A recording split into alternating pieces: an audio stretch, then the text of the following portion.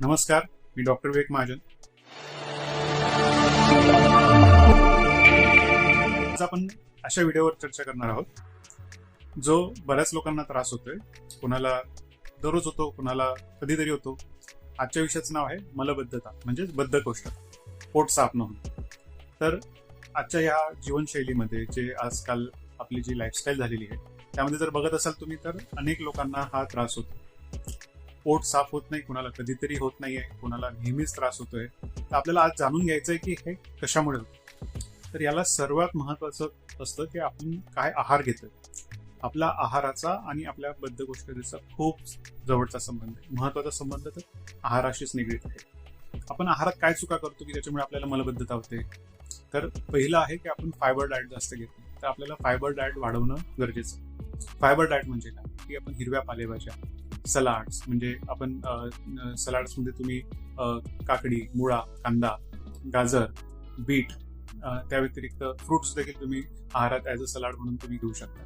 तर जेवण करताना सलाड मध्ये मध्ये खायची गरज आहे. बरेच जण फक्त चपाती, कोरडी चपाती खातात, भाजी खूप कमी लावून खातात, त्यामुळे सुद्धा हा त्रास होतो. जेवताना पाणी न पिणे. ज्याला मलबद्धता आहे त्याने एकतर पाणी मध्ये मध्ये प्यायला हवं. म्हणजे जेवण करताना 1-2 घास खाल्ल्यानंतर एक सिप पाणी, म्हणजे एक घोट, छोटासा घोट आपण म्हणतोय, असं पाणी मध्ये मध्ये प्यायला. म्हणजे तुम्ही जेवण करताना 1 ते 1.25 ग्लास पर्यंत पाणी पिऊ शकता. पण जेवायच्या अर्धा तास आधी आणि जेवणानंतर लगेच अर्धा तास पाणी पिऊ नये. जेवणानंतर तुम्ही फक्त एक घोट घ्या, आपण त्याला मुखशुद्धी म्हणतो, तेवढं फक्त तुम्ही घेऊ शकता. आणि जर त्याच्यामध्ये अजून चांगले रिझल्ट्स पाहिजे तर तुम्ही ताक घेऊ शकता. ताक म्हणजे काय, आयुर्वेदानुसारची जी कन्सेप्ट आहे ती मी तुम्हाला समजून सांगतो. आयुर्वेद सांगतं की जे काल आपण दुधामध्ये जे दही टाकलं आणि जे विरजन तयार केलं, त्या विरजन पासून जे दही आजचं जे तयार झालेलं आहे ते फ्रेश आहे, म्हणजे ताजं आहे. त्याच्यामध्ये आपण 4 पट पाणी टाकूया. म्हणजे एक वाटीमध्ये आपण 4 वाट्या पाणी टाकूया आणि त्याच्यानंतर ते घुसळून घेतल्यानंतर वरचा जो फेस आहे तो काढून टाकायचा. म्हणजे जे खाली पातळ ताक राहील त्याला आपण मठ्ठा पण म्हणू शकतो, ते तुम्ही घेऊ शकता. त्याच्यामध्ये थोडंसं अद्रक, जिरं टाकलं, इव्हन तुम्ही जलजिरा पावडर देखील टाकू शकता, कोथिंबीर, पुदिना, हे सगळे जे डायजेस्टिव्ह गोष्टी आहेत तर टाकल्याच पाहिजे असं नाही, टाकलं तर अतिउत्तम. त्याच्याने तुमचं जर जेवताना हे अशा पद्धतीचं जर तुम्ही ताक घेतलं, फक्त ते फ्रीजचं थंड पाणी नको, त्याच्यात साधं आपलं कळशीतलं मातीतलं पाणी आपण त्याच्यात ताक बनवण्यासाठी वापरू शकतो. असं जे ताक आहे आपण जेवताना मध्ये मध्ये घ्यायला पाहिजे. आयुर्वेदामध्ये शब्द दिलेला आहे मुहुर्मुळ, म्हणजे 1-2 घास खाल्ल्यानंतर मध्येच एक घोट ताक पिऊ. तर अशा पद्धतीने तुम्ही ताक पिऊ शकता. रात्री ताक पिणं टाळायचं. रात्री आपण पाणी पिऊया. दिवसाच्या जेवणामध्ये किंवा सकाळी नाश्त्यासोबत आपण ताक नक्की पिऊ शकतो. तर ही आपली जेवणाची पद्धत झाली. जेवणाचा टायमिंग देखील खूप महत्वाचा आहे. बरेच लोक काय करतात की सकाळचं नाश्ता करतच नाही, दुपारचं जेवण खूप उशिरा करतात, रात्रीचं जेवण 10-11 वाजता करतात. म्हणजे ह्या आपल्या चुकीच्या लाईफस्टाईलमुळे खूप त्रास होतो. बरेच जण सांगतात की डॉक्टर आम्ही घरीच उशिरा येतो, आम्हाला वेळच मिळत नाही. बघा, जर तुम्हाला त्रास होतोय तर तुम्हाला तुमच्या लाईफस्टाईलनुसार काही बदल करावेच लागणार, नाहीतर हा आजार तुम्हाला कधीच बरा होणार नाही आणि हा आजार अनेक आजार तयार होतो. म्हणजे काय की जर तुम्हाला हा जर त्रास आहे पोट साफ होण्याचा, हा तुम्हाला पोटाचे अनेक विकार तयार करेल. तुम्हाला पायल्स, फिस्टुला म्हणजे मूळव्याध, भगंदर सारखे आजार तयार करेल. पोटात अल्सर सारखे आजार देखील करू शकतात. पित्ताचा त्रास तुम्हाला भयंकर होऊ शकतो. तर ह्या आजारांपासून जर बाहेर यायचं आहे तर तुम्हाला आधी तुमचं पोट, म्हणजे तुमचं जे गट म्हणूया आपण, त्याची हेल्थ चांगली असणं खूप गरजेचं आहे. कारण पोट आयुर्वेदानुसार पोटापासूनच अनेक विकार तयार होत असतात. तर त्यामुळे लक्षात घ्या की आपलं पोट व्यवस्थित असणं खूप गरजेचं आहे. तर आपण दुसरं एक लक्षात घ्या की आपण आयडियल टायमिंग काय असायला पाहिजे मग आपल्या नाश्त्याचा, जेवणाचा. तर आपण तर त्याच्यासाठी विचार करतो की सकाळी तुम्ही जर 6-6:30 पर्यंत जर उठत असाल तर आयडियली 9 पर्यंत तुमचा नाश्ता व्हायला पाहिजे. नाश्त्यामध्ये तुम्ही उपमा, शिरा, ओट्स, दलिया, राजगिऱ्याचा लाडू किंवा फ्रुट्स काही तुम्ही हे घेऊ शकता. किंवा साधी तुम्हाला जर तो पण वेळ नाही तर सकाळी तुम्ही चपाती भाजी, 1-1.5 चपाती तुम्ही जर सकाळी नाश्त्याला जर खाल्ली चपाती भाजी सोबत तर ती घेऊ शकतात. बऱ्याच लोकांना चहा चपातीची सवय असते, ती खूप वाईट सवय, ती टाळा. जर तुम्हाला दुपारचं जे जेवण आहे तुमचं हे 12-12:30 जास्तीत जास्त 1 वाजेच्या आत जेवायचा प्रयत्न करा. जेवताना पुन्हा नियम सांगतो की जेवताना मध्ये मध्ये पाणी प्या किंवा मध्ये मध्ये ताक प्या. नंतर संध्याकाळी 4 ते 6च्या दरम्यान एखादं फ्रूट खायची सवय लावा. आणि रात्रीचं जे जेवण आहे ते 7-8 पर्यंत तुमचं जेवण संपायला हवं. जेवताना सावकाश जेवण सुद्धा गरजेचं की याच्याने आपलं पचनक्रिया चांगली होते. जी आपली जी सलाईवा असते ती व्यवस्थित अन्नामध्ये मिक्स होते आणि त्याचं डायजेशन होण्याला आपल्याला खूप मदत होत असते.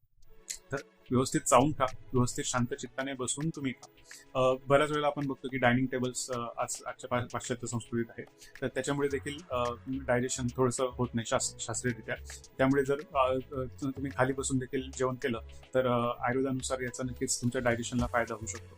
जेवण करताना तुमचं मन जेवणात एकाग्र पाहिजे, त्याच्याने सुद्धा डायजेशन आपलं इम्प्रूव्ह होत असतं. कारण डायजेशन जर व्यवस्थित झालं, म्हणजे पचनक्रिया जर व्यवस्थित झाली, तर तुमचं मलबद्धतेचा त्रास होऊ शकत नाही. दुसरी गोष्ट काय की हा आपण आहार पथ्याबद्दल आपण विचार केला. दुसरा विचार काय आहे आयुर्वेदानुसार? विहार म्हणजे काय की तुम्ही जेवण केल्यानंतर बसून राहतायत का, तुमची मुवमेंट होते की नाही, तुम्ही दिवसा व्यायाम करतात की नाही करत, का फक्त तुम्ही बसण्याचंच काम आहे आणि मग तुम्हाला बाहेर फिरायला वेळ मिळत नाही, तुम्ही बाहेर घरातच काम करतायत, तर हे खूप चुकीचं आहे. तुम्ही स्वतःसाठी थोडासा वेळ काढा. सकाळी जर तुम्हाला खूपच कमी वेळ येतो, कमीत कमी सूर्यनमस्कार तरी घाला, की जे 5 ते 10 मिनिटात सूर्यनमस्कार कुणी आरामशीर करू शकतं. कोणत्या सामानाची किंवा कोणत्या इन्स्ट्रुमेंटची त्याला आवश्यकता नसते. तुम्ही ते करू शकतात, वॉक घेऊ शकतात, रनिंग करू शकतात किंवा जिम करू शकता. वॉटएव्हर जे काही तुम्हाला साहित्य उपलब्ध आहे, जे काही तुम्हाला वेळ उपलब्ध आहे, त्यानुसार तुम्ही वेळ काढा आणि व्यायाम करा. तिसरी गोष्ट काय की आपण जर तुम्हाला औषध आहे, औषधाबद्दल आपण थोडंसं लास्ट बोलूया.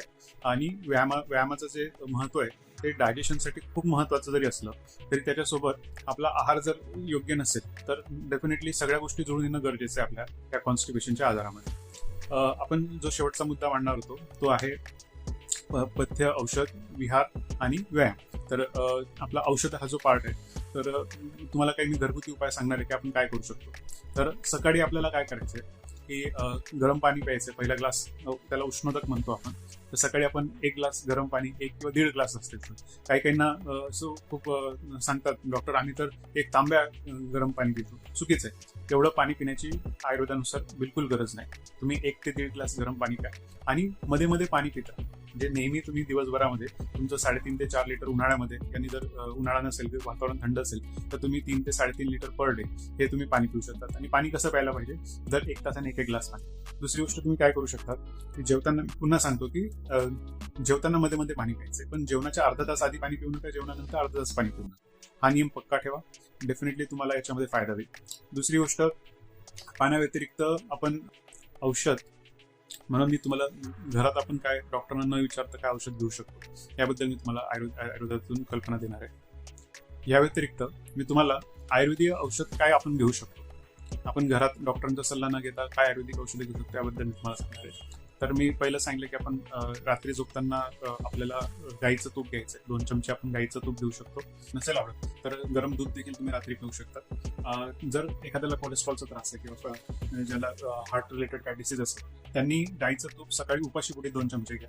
आणि त्याच्याने बऱ्याच रिसर्चमध्ये आढळून आलंय की जर तुम्ही सकाळी उपाशीपोटी जर तूप घेताय तर त्यामध्ये कोलेस्ट्रॉल वाढण्याची शक्यता कमी असते. इतर व्यक्तींनी ते आपण जेवणात देखील आपण तुपाचं प्रमाण वाढवू शकतो, पण ते देशी गाईचं तूप असावं की जेणेकरून त्याच्यामध्ये फॅट्स, कोलेस्ट्रॉल कमी असतं, पण त्याचे आपल्या पोटाला मिळणारे फायदे खूप चांगले असतात. तर आपण गाईचं तूप हे सगळं घेऊ शकतो, आहारात घेऊ शकतो. त्यांना कोलेस्ट्रॉल त्यांनी सगळे उपाशीपोटी.